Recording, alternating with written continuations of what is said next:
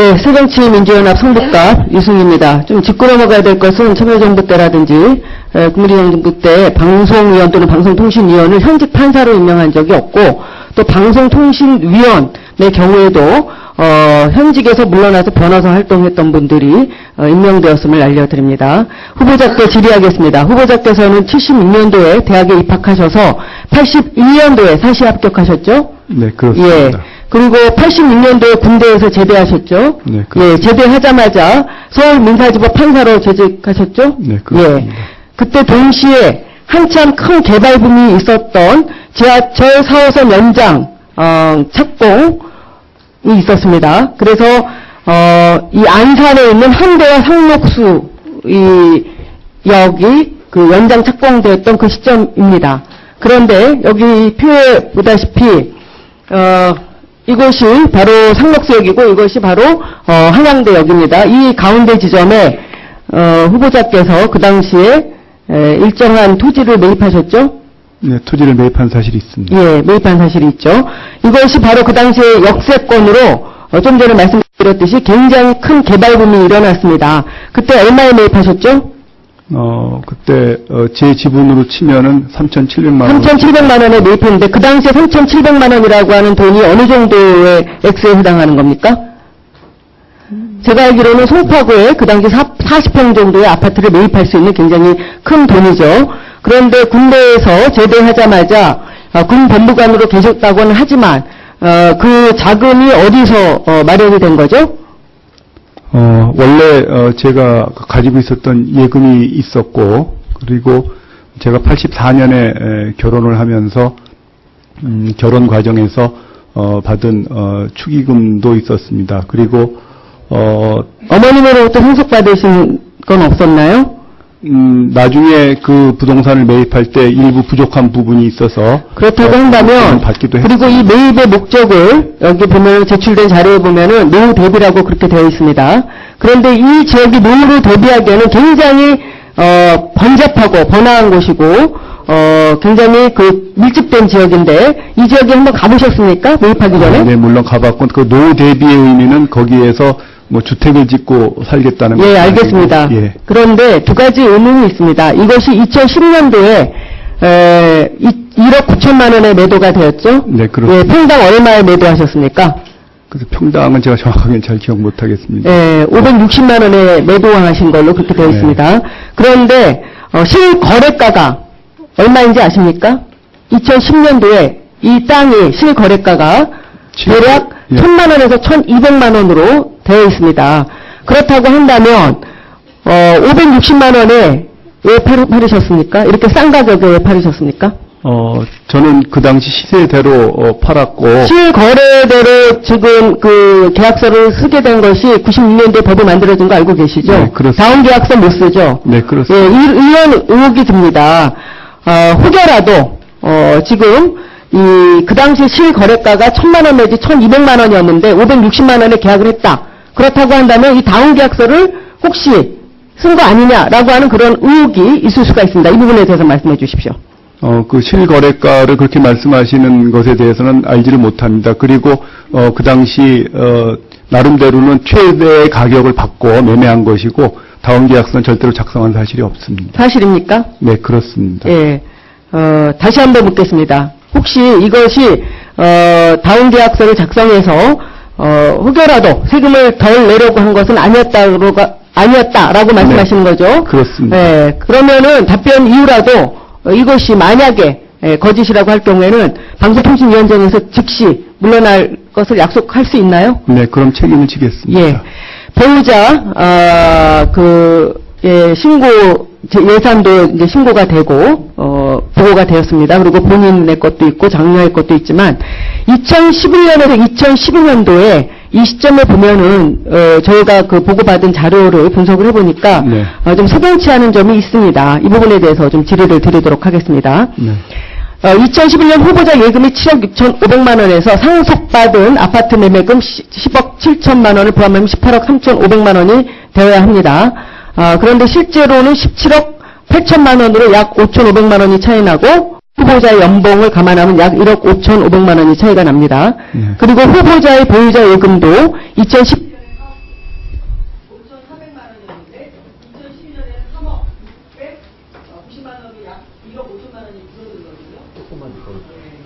그래서 대략 3억 정도가 저희가 그 출처가 그 사용 용도가 어딘지 밝혀지지 않습니다. 그런데 그래서 저희가 이제 자료를 요청했더니 대략 양도소득세, 그 다음에 토지 양도세, 그리고 노후된 아파트 대대적인 리모델링비를 썼다 이렇게 돼 있습니다. 그런데 그럼에도 불구하고 이 3억이라고 하는 돈에 대해서 증빙 서류가 없습니다. 그 부분을 좀 말씀해 주시고, 조금 전에 질의한 것 중에 제가 빠뜨린 부분은 아까 혹시 증여세, 그러니까 부모님으로부터 받은 돈 중에 이 아파트 그 토지를 매입했을 때 쓴 돈이 있다고 한다며 그 부분에 대한 증여세를 낸 서류가 있는지 저희가 그 국세청에 확인했더니 너무 오래된 거라서 전산돼 있지 않아서 해줄 수 없다 이렇게 돼 있습니다. 이 부분에 대해서도 증여세 부분에 대해서도 같이 말씀해 주시기 바랍니다. 네, 우선 그 2011년에 제 재산이 감소한 부분은 제가 계산한 것으로는 전체적으로 1억 한 6, 7천 정도가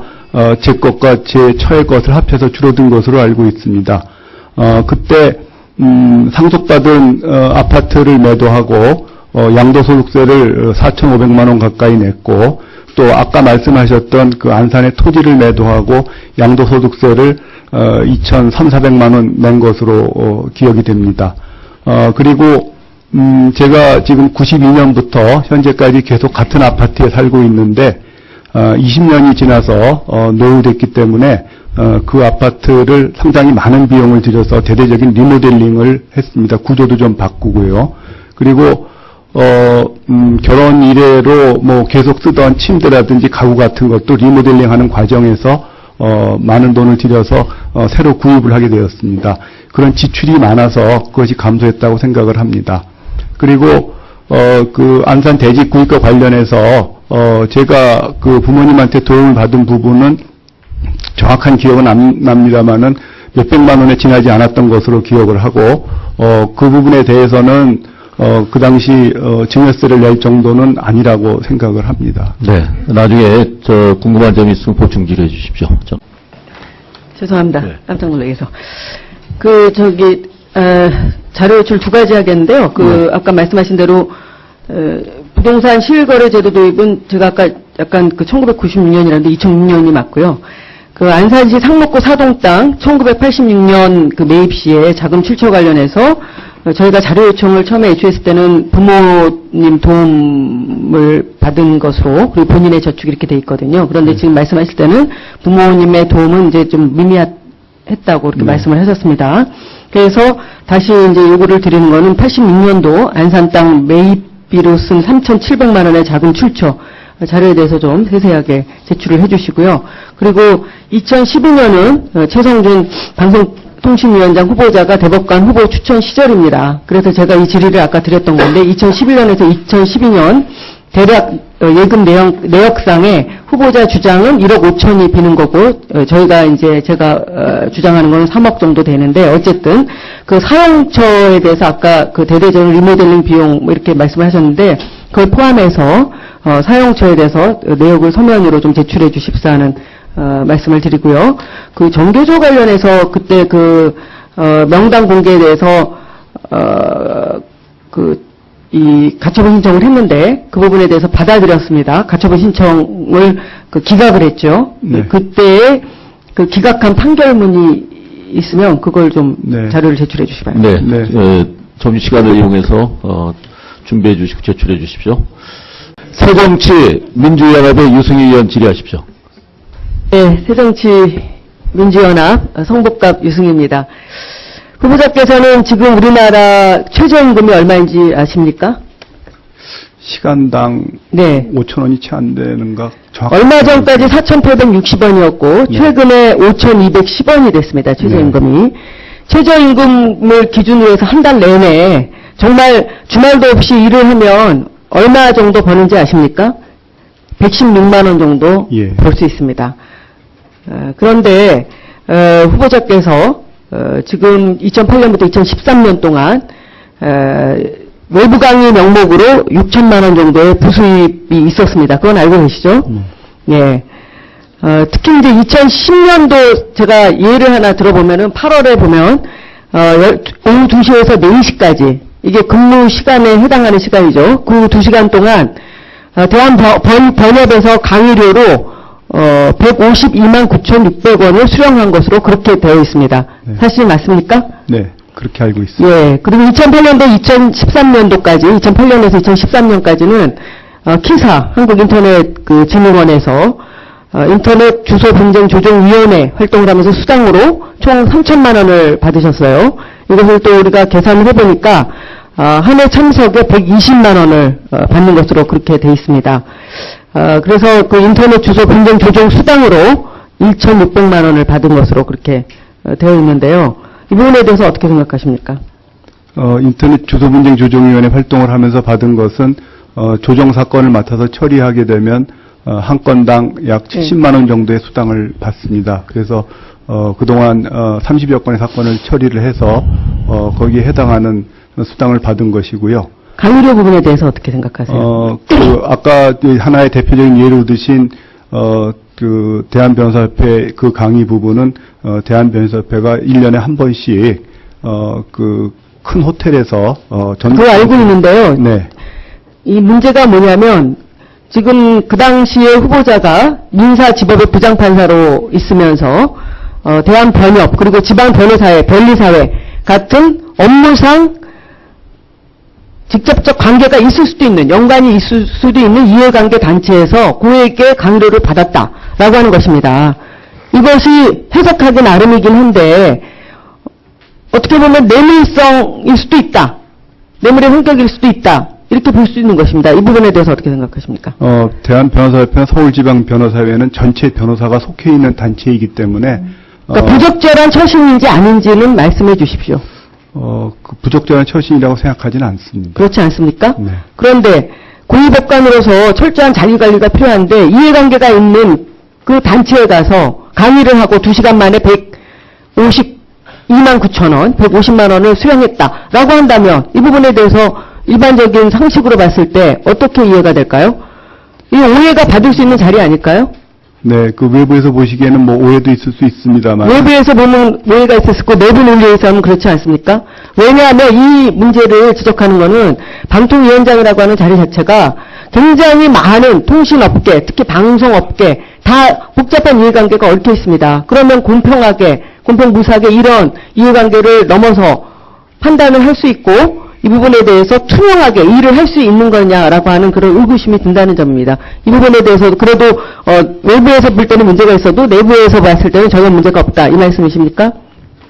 그 전체 회원들이 다 속해 있는 단체의 경우에는 그런 공평성에 관해서 어떤 전체 회원? 변호사 전원이 다 속해 있는 단체이기 때문에 그런 점에서는 문제가 없다고 생각을 합니다. 전혀 문제가 없는 행위로 보십니까? 예, 그렇게 생각하고 있습니다. 그 외부의 오해가 잘못된 것입니까? 그러면은? 아니요, 그거는 제가 아까 말씀드린 것처럼 외부에서 그런 오해를 할 수도 있지만 그렇다고 했을 경우에는 그 부분에 대해서는 부적절한 처신으로 되지 않고 일반적으로 판사들이 그렇게 변협이나 이런 데 가서 강의를 합니까? 아까 많은 분들이 일반적으로 그렇게 합니까? 아까 말씀드린 전국 변호사 대회에는 판사 한두 사람이 가서 늘 강의를 하는 것으로 알고 있습니다.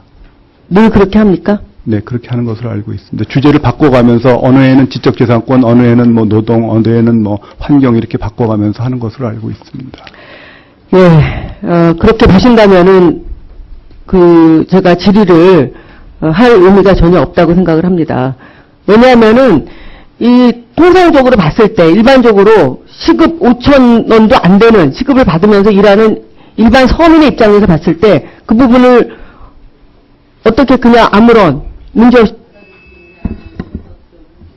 네, 그 지적은 겸허히 잘 받아들이도록 하겠습니다. 네. 또 추가 질의해 주십시오. 예, 유승입니다. 아까 그 판사 재직 시 2시간에 150만 원 고액 강의료 수수 관련해서 아무런 문제가 없다. 통상적인 일이라고 하는 말씀을 하신 것에 대해서는 정말 유감입니다. 특히 판사와 그 변호사 관계를 봤을 때는 보기에 따라서 갑을관계로 볼 수도 있기 때문에 상식 수준의 강의료를 받는다든지 이렇다면 몰라도 고액 강의료 수수 관련해서 아무런 문제가 없다라고 하는 것은 국민의 정서에도 안 맞고 또 내가 이 정도의 특권을 누리는 것은 당연하다라고 하는 식으로 들립니다. 정말 문제가 없는지 곰곰이 생각해 보시기 바라고요. 그 사용자, 종사자, 동수 편성위원회 구성 관련해서 말씀을 좀 다시 한번 묻겠는데요. 오전 질의에서 민간 방송의 편성위원회 구성이 의무화는 문제가 있을 수 있다라고 답변을 했습니다. 그리고 지금 현재 여야 간에 완전히 합의를 한 안에 보면 벌칙 조항이 있습니다. 벌칙 조항에 기존의 방송법의 4조 사항 관련한 벌칙 조항은 없습니다. 그것을 삽입을 시키면서 이 편성위원회를 구성하지 않았을 경우에 벌칙 조항과 그리고 거기에 따르는 벌칙 조항 플러스 이 징역형도 받을 수 있는 것으로 그렇게 되어 있습니다. 그런데 이 부분에 대해서 아까 처음에는 위헌 소지까지 얘기를 하시고 자율권 침해까지 얘기를 하시다가 이제 더 여러 의원님들과의 대화 속에서 필요는 하다 이렇게 말씀을 하신 것 같아요. 그런데 아직도 이 의무화라고 하는 것에는 문제가 있다고 보십니까? 네, 지금 현재 각 방송사별로 편성위원회가 구성이 돼가지고 있는 것으로 알고 있습니다. 편성위원회 자체가 있어야 된다는 데 대해서는 저도 전적으로 공감을 하고 같은 의견입니다. 다만 특히 민간방송의 경우에 만약에 편성위원회를 지금 다 두고 있습니다. 만약에 법에 규정되어 있는 대로 두지 않았을 경우에 그것을 이유로 해서 형사처벌을 한다는 것이 그것이 제가 보기에는 좀 문제가 있다고 생각돼서 제 의견을 말씀을 드렸던 겁니다. 형사처벌만 아니면은 벌금형이라든지 이런 건 가능하다고 보시는 겁니까? 형사처벌에는 징역형뿐만 아니고 벌금형도 형사처벌로 다 같이 포괄되는 의미에서 말씀을 드렸습니다. 그런 벌칙 조항 없이 편성위원회를 의무 조항으로 하는 것에 대해서만 인정을 하시는 겁니까? 네, 그것도 만약 그것을 어겼을 경우에는 어떤 제재가 가능할까요? 그러면? 그것은 결국에는 그 방송에 대한 여러 가지 객관적인 평가에서 불이익을 받는다든지 하는 식으로 어떤 불이익을 줄 수가 있습니까? 재승인 과정에서 불이익을 준다든지 이렇게 말씀하실 수 있습니까? 그것도 한 방법 중에 하나라고 생각합니다. 지금 이제 방송법의 4조 사항, 방송법은 쭉 읽어보셨나요? 네. 예, 거기에 4조 사항에 보면은 방송법 4조를 보면 이 방송법 자체가 민간하고 공영을 구분하고 있지 않습니다. 네, 특히 그건 알고 계시죠? 네. 종편이라든지 보도 채널이라든지 이것은 이제 뉴스를 방송하는 경우에는 굉장히 공정성, 공적 책임을 규정하고 있기 때문에 그래서 민간과 공영을 구분하지 않고 있습니다. 그렇기 때문에 승인 제도도 도입하는 거 아닙니까? 만약에 민간 방송 이것도 종편 방송에서 편성위원회를 구성하는 부분에 대해서 그것도 원래 여야가 합의하기 전에 노사동수로 법안이 제출이 되었는데 이 협의 과정에서 종사자와 사측으로 바꿨습니다. 그래서 2월에 완전히 합의를 해서 통과시키기로 했는데 일부 종편에서 너무나 반발을 하는 과정 속에서 새누리당이 일방적으로 회의에 출석하지 않으면서 이것이 완전히 무산이 된 상황으로 돼서 굉장히 일이 복잡하게 지금 꼬여있는 상황입니다.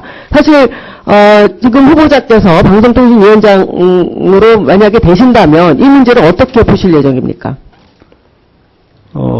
지금 현재도 편성위원회가 있고 또 아까 말씀드린 것처럼 편성위원회가 있어야 된다. 또 편성규약을 당연히 제정 공포해야 된다는 데 대해서는 같은 입장이기 때문에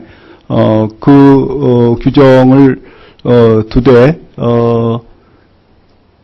이제 그거를 강제하는 처벌 규정이라든지 그런 부분과 관련해 가지고 다시 논의를 해볼 수 있지 않을까 생각을 합니다. 의무화 규정에 대해서는 동의를 하는데 그 부분에 대해서 처벌 규정을 두는 부분에 대해서는 문제 인식을 가지고 계시고 그 부분에 대해서 좀 재론을 한다면 이 문제를 풀 수 있지 않겠냐라고 그렇게 지금 말씀을 하시는 겁니까? 네, 그렇습니다. 그렇다고 한다면 후보자께서 법조인으로서 저는 법에 답이 있다 이렇게 보신다고 보는데 지금 법의 그 체계상으로 봤을 때 그러면은 아까 말씀하신 대로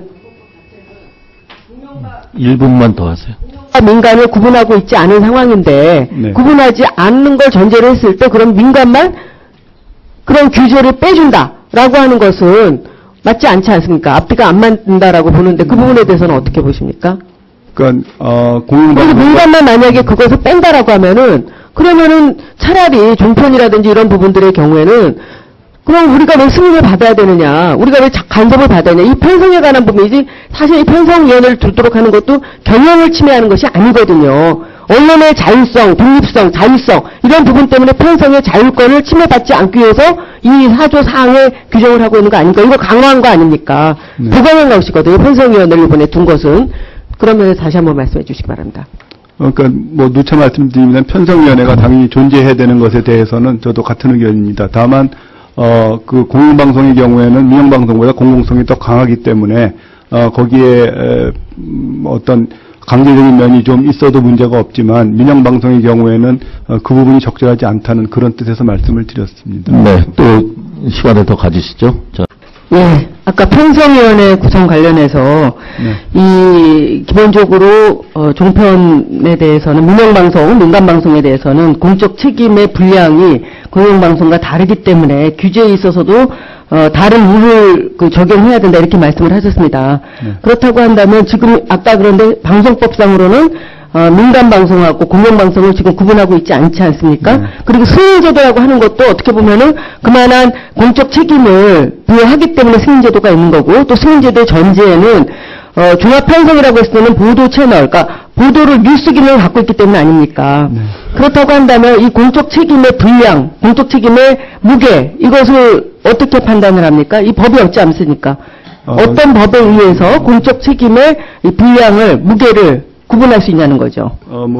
기본적으로 공영방송, 민영방송 공의, 편성위원회가 구성이 돼야 되고, 그 다음에 또 편성 규약을 만들어야 되고, 그건 법에도 규정되어 있고, 당연히 공영, 민영 구별 없이 그렇게 돼야 된다는 데 대해서는, 의견을 같이 합니다.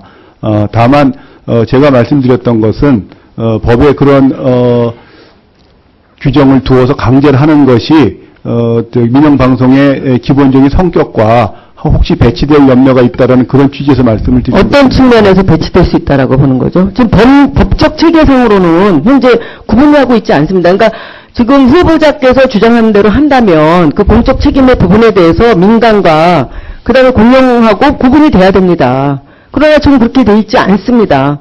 그러면 어떤 근거로 해서 그걸 구분해서 규제도 구분을 하느냐라고 하는 거죠. 방송법 자체가 지금 구분이 안 돼 있는데 그 종편이 요구해서 결국은 들어주는 것밖에 안 된다는 거죠. 이렇게 법을 편의적으로 해석하면 안 된다는 거는 누구보다도 잘 알고 계시지 않습니까? 네, 그렇습니다. 그러니까 그런 측면에서 봤을 때 지금 너무 구구한 변명 비슷하게 들리기 때문에 방통위 후보자로서, 위원장 후보자로서 이 부분에 대해서 명백한 입장을 밝혀주셔야 됩니다. 그래야만이 지금 문제를 우리 그 상임위 차원에서도 문제를 풀 수가 있습니다. 여러 가지 법이 지금 묶여 있는 걸 알고 계시지 않습니까? 네. 제가 생각하는 것은 공영과 민영의 차별을 두겠다라는 것은 아닙니다. 지금 말씀하신 것처럼 법에도 다 같이 규정이 되어 있고 그렇긴 합니다만은 그런 것을 기본적으로 법률로서 강제를 하고 그 다음에 처벌 규정을 두는 것은 적절하지 않은데 공영방송의 경우에는 수십 년을 운영이 된다든지 나는 그런 공적 책임이 더 크기 때문에 그것을 어느 정도 감수하라고 할 수밖에 없지만 민영방송의 경우에는 그런 경우에는 자칫 잘못하면 위헌의 문제가 생길 소지도 있다. 어떤 위헌의 문제가 있죠? 그렇다고 한다면 승인제도 자체도 위헌으로 얘기할 수 있는 거죠. 승인제도 자체가 지금 예를 들면 보도 기능을 갖고 있지 않은 PP의 경우에는 그냥 등록만 하면 됩니다. 그러나 굳이 종편에 대해서 보도 채널에 대해서 승인제도를 도입하는 것은 그만한 공적 책임을 부과하고 기준을 부과하기 때문에 그런 거 아닙니까? 그런데 무엇이 위헌이란 말씀입니까? 그러면은 이 사람 종편이나 민영 방송에서 승인제도 자체가 위헌이다. 우리는 등록하면은 그냥 방송할 수 있게 해달라라고 한다면은 어떻게 답변하실 겁니까? 그리고 예를 들면은 어떤 기업이 우리 기업 경영에 아주 지대한 방해가 되기 때문에 우리는 노조 설립 못하겠다라고 한다면 그 부분에 대해서 어떻게 답변하실 겁니까? 그럼 노동법을 초월하는 기업 경영이 가능합니까? 그렇지 않지 않습니까? 그러니까 그런 면에 있어서 어떤 면이 위헌의 소지가 있고 어떤 면이 과도한 규제인 건지 분명하게 그거를 원칙을 갖고 말씀을 하셔야 된다고 봅니다. 기본적으로 그러니까 구렁이 담 넘어가듯이 그렇게 얘기하시면 안 됩니다, 지금. 기본적으로 법이 정하고 있는 공공성이라든지 공적 책임이라든지 그런 것에 대해서 문제를 말씀드리는 것은 아닙니다. 다만 그 편성에 대한 부분에 있어서는 어느 방송과 관계없이 또 편성의 자율권도 어느 정도 인정이 돼야 된다고 생각을 합니다. 그래서 그런 면에서 방송 사업자가 갖고 있는 편성의 자율권과 관련해서 그 편성위원회를 당연히 두는 것은 바람직하지만 편성위원회를 두지 않았다고 해서 형사적인 처벌까지 두고 그다음에 또 제가 알고 있기로는 그러니까 지금까지 편성규약 제정이 편성위원회를 그러면 편성위원회를 두지 않은 것에 대해서 처벌 조항을 두는 것이 왜 자율권을 침해하는 겁니까? 어떤 면에서의 자율권 침해일까요? 그러니까 편성위원회 지금 어떤 자율권이라고 했을 때 지금 후보자께서 말씀하신 그 자율권의 범주와 그 의미나 그것을 어떻게 해석하고 계십니까? 그 자율성이라고 하는 부분에 대해서 얘기해 주세요. 그러니까 편성위원회에서 또 편성규약까지 제정하도록 하고 있는 것은 경우에 따라서는 자율권에 문제가 될 수도 있다고 생각을 합니다. 네, 1분만 더 하세요. 예? 쉬어요? 아니, 됐어요. 아니, 하겠습니다. 그러니까 방송법상, 지금 현행 방송법상으로도 사조사항에 보면은 기본적으로 종사자의 의견을 들어서 방송 편성 규약을 제정하고 이를 공표하도록 되어 있습니다. 네, 알고 있습니다. 그리고 실질적으로 이렇게 운영을 하고 있어요. SBS 네. 같은 경우 그렇게 하고 있습니다. 네. 그런데 이걸 하지 않을 경우에 현행법에도 벌칙 조항이 있지 않습니까? 그런데 지금 후보자께서는 다른 말씀을 하고 계신단 말이에요. 너무 과도한 규제일 수도 있고, 위헌일 수도 있다. 자율권을 침해한다. 이렇게 말씀하신다라고 하는 거는 앞뒤가 안 맞는다는 거죠, 지금. 너무 편의적으로 지금 말씀을 하신다는 거죠. 그러니까 답을 내놓고 그 답에 맞추어서 지금 자꾸 말씀을 하시다 보니까 앞뒤가 좀 안 맞는다. 이런 생각이 듭니다. 그러니까 지금 이 부분에 대해서 다시 한번, 말씀을 해주시기 바랍니다. 그러니까 민간 방송에 대해서 다른 규제를 두는 네, 운영을 구분하는 법으로 다시 고쳐야 된다 이렇게 주장을 하시는 게 맞지 않습니까? 그리고 승인 제도도 맞지 않고 예. 그다음에 종편에 대한 뭔가 특혜도 그러면 주지 말아야 되는 겁니다. 예. 자, 답변 들으시고 모자람이 있다 또 하세요. 네. 네, 그러니까 다른 규제를 하자고 드리는 말씀은 아닙니다. 다만 공영방송의 경우에는 그런 법률적인 강제를 당연히 수용을 해야 되는 부분이지만 민영방송의 경우에는 그것을 수용하는 것이 적절하지 않은 면도 있다는 취지에서 말씀을 드리는 것이지 양자를 반드시 갈라서 다르게 규율하자고 드리는 말씀은 아닙니다. 예. 이따 또 유승희 의원님 또 하시죠. 예, 유승희입니다. 공기업하고 사기업 규제를 달리하나요? 후보자께서 답변해 주십시오. 다른 측면이 일부 있기도 하다고 알고 있습니다. 규제가 동일하죠. 공기업이나 사기업이나 노동법을 지켜야 된다든지 이런 규제가 동일하지 않습니까? 기본 원칙에 있어서는 차이는 근데 마찬가지로 방송이 갖는 공공성의 의미가 크기 때문에 우리 방송법은 민간과 공영을 구분하고 있지 않습니다. 네. 그리고 언론사의 사주가 경영권이라고 하는 미명하에 편성 권한을 남용하지 못하게 하기 위해서, 그걸 방지하기 위해서 징역형까지 포함된 그런 처벌 조항을 강력하게 두고 있습니다. 종편 등의 일부 민간 방송에 대한 차별적인 규제를 논하는 것은 현행법의 취지와 어긋난다는 것을 다시 한번 강조를 하면서, 아울러서 종편에 대한 온갖 특혜, 아까 얘기했습니다. 방발기금 납부를 유예한다든지 의무 전송 채널로 지정되었다든지 황금 채널 지정이라든지 그리고 직접 광고 영업을 합니다. 네. 아시겠지만 KBS2라든지 MBC, SBS도 의무 채널이 아닙니다. 그건 알고 계시죠? 네. 의무 채널이 아니에요. KBS 워낙 네. KBS만 그런 걸로 알고 있습니다. 그러니까 지상파 수준의 공적 책임도 면제해주고 이런 특혜도 주면 이중 특혜 아닙니까? 그런 부분에 대해서 그런 부분을 면하지 못할 것입니다. 그렇지 않습니까? 네, 그런 부분에 대해서는 종합적으로 검토를 그러니까 그런 하겠습니다. 점에서 그 채점표 없이 종편을 사실 재승인한 것인데 이거는 저는 굉장히 심각한 문제인데 제가 그날 봤습니다. 방통에 직접 가서. 네. 승인제도 자체의 무력화입니다. 만약에 승인제도를 지속하려면 이번 재승인을 재검토해야 된다고 봅니다. 어떻게 생각하세요? 만약에 국회에서 재승인 효력을 다투는 효력정지 가처분 소송하면 국회가 소송할 가능성이 있습니까? 가처분 부분에 대해서 일가견이 있으시니까 한번 얘기해 보시죠. 국회에는 당사자 적격은 이런 건 없어 보이는 것 같습니다. 당사자 적격이 없다고요? 네. 그럼 누가 해야 됩니까? 시청자가 하면 됩니까? 시청자나 또는 경쟁 방송사의 경우에는 할 수 있습니까? 근데 그 부분도 자신 있게는 말씀을 못 드리겠습니다. 좀 지금 바로 물으셔가지고 네.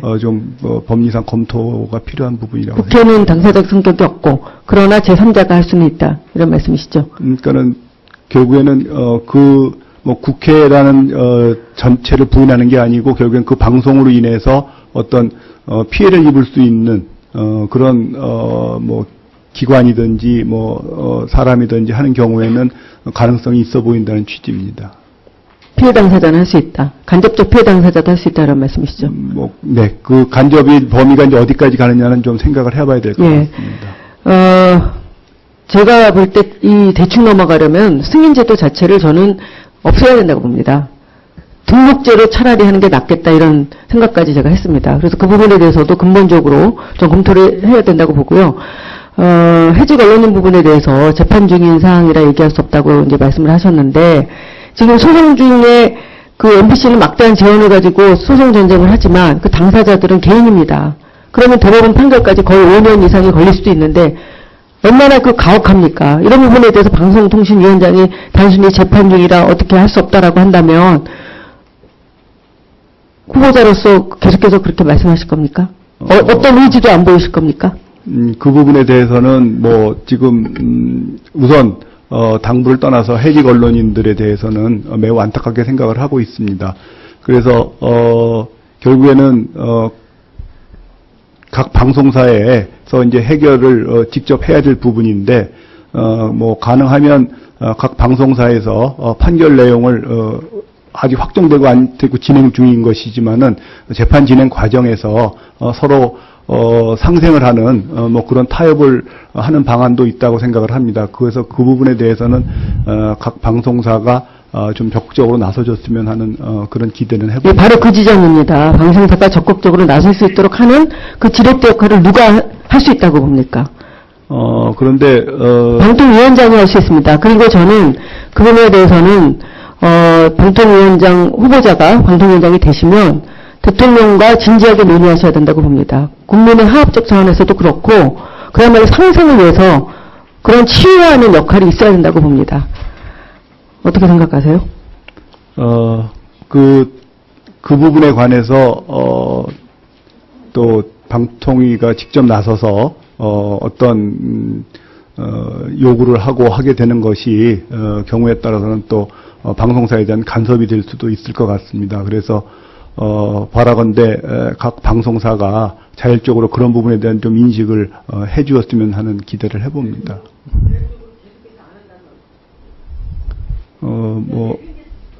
내팽개칠 건 아니지만은 그것을 강제를 할 수 있는 그런 방법은 일흥은 없습니다만은 여러 가지 생각을 좀 해보도록 하겠습니다. 어떻게 1분 드려요? 아니면 또 하셔야죠? 1분 드리겠습니다. 네. 마지막으로 우리나라가 프리덤 하우스에 있는 언론의 그 완전 자유국에서 부분 자유국으로 이명박 정부서부터 지금 강등된 건 알고 계십니까? 네, 알고 있습니다. 그런데 지금 이제 그 담당 하시게 될 업무 중에 만약에 하시게 된다면 표현의 자유를 침해하는 인터넷 표현에 대한 임시 조치가 있습니다. 네. 알고 계시죠? 위헌 아닙니까? 지금 임시 조치와 관련해서는 그때 위헌으로 평가할 것은 아니지만 그 게재자에 대한 권리 보호가 좀 미흡한 부분이 있어서 이의 제기를 할 수 있는 그런 권리를 부여하는 법 개정을 할 필요가 있다고 생각을 합니다.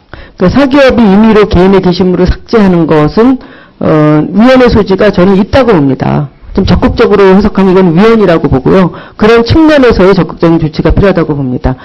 그리고 대통령 공약사항인 공영방송 지배구조 개선 부분에 대해서 1분 더 하세요. 이행되어야 된다고 보고 계시죠? 네, 그렇습니다. 공약사항입니다. 네. 그렇다고 한다면 2월 달에 임시국회에서 여야가 완벽하게 협의했습니다. 원내수석 부대표까지 사인을 했습니다. 그것이 4월 이내에 통과돼야 된다고 보는데 어떻게 생각하십니까? 물론 국회에서 풀어야 될 일이지만 네. 그 부분에 대해서 방통위원장의 입장을 얘기를 해주십시오. 저로서는 국회에서 잘 논의하셔서 신속하게 좋은 근데 지금 결론을 이게 풀리지 않은 내주시기 가장 큰 이유 중에 하나가 외부에도 있지만 사실은 이 문제를 원활하게 푸는 지렛대 역할을 방송통신위원회가 해야 되는데 방송통신위원회가 그 역할을 지금 못하고 있습니다. 무기력증에 빠져 있습니다. 그래서 그 부분에 대해서 의지를 다시 한번 여쭙고, 지금 방통위 TBS가 지금 3대2, 6대3 구조로, 이 구조를 가지고는, 지금 계속해서 불공정 논의가 일어날 수밖에 없습니다. 그래서 지금 그 특별 다수결제, 주요한 사안에 그 특별 다수제를 도입해야 된다고 보고 그 법안도 있습니다. 제가 발의를 한 상태인데 이번에는 그 법안은 합의점을 이루지 못해서 철회를 잠시 유보한 상태긴 하지만 이 부분에 대한 견해를 말씀해 주시기 바랍니다. 특별 다수제는 제가 알고 있는 범위 내에서는 합의제 행정기구는 일반적으로 그냥 다수제로 제적위원 다수로 운영을 하고 있는 것으로 알고 있습니다. 그래서 지금 당장 특별 다수제에 대해서 의견을 말씀드릴 수는 없습니다만은 그 국내 사례 또 외국의 사례 등을 종합적으로 검토를 해보겠습니다. 네, 고맙습니다.